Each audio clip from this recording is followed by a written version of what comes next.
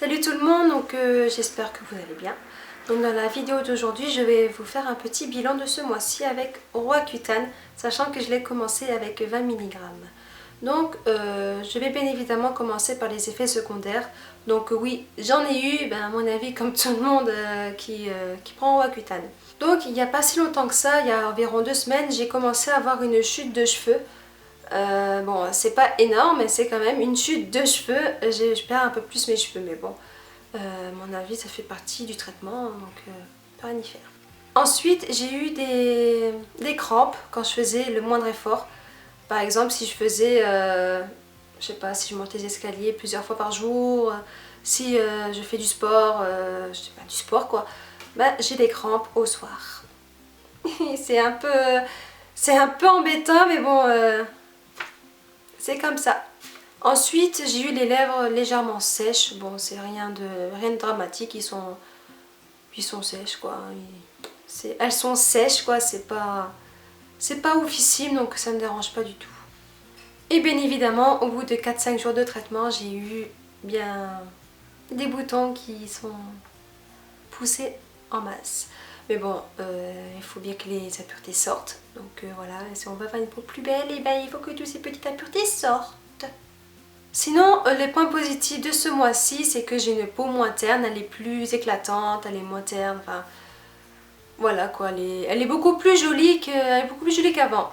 Ensuite, j'ai les pores moins dilatés et je le vois vraiment, car au niveau de mon nez, là, des ailes du nez, j'avais pas mal de pores, moi je le voyais, mais là je les vois, je revois ma peau, elle est moins, il y a moins de pores, et c'est un point positif parce que j'en pouvais plus de ces pores apparents.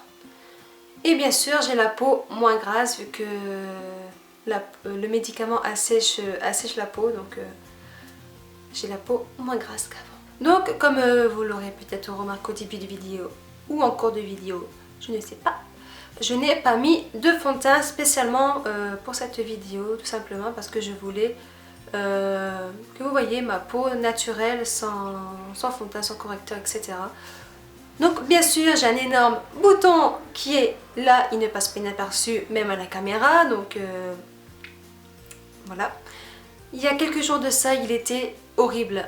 Quand je mettais genre du correcteur dessus pour dire de camoufler un petit peu, c'était même pas la peine, on aurait dit que j'avais mis une tonne de couches de fond de teint, de correcteur dessus, alors que ce n'est pas du tout le cas. Donc je me disais punaise, vivement qu'il disparaisse parce que j'en peux vraiment plus de ce bouton, il me fait une peau dégueulasse, même si ailleurs j'en ai...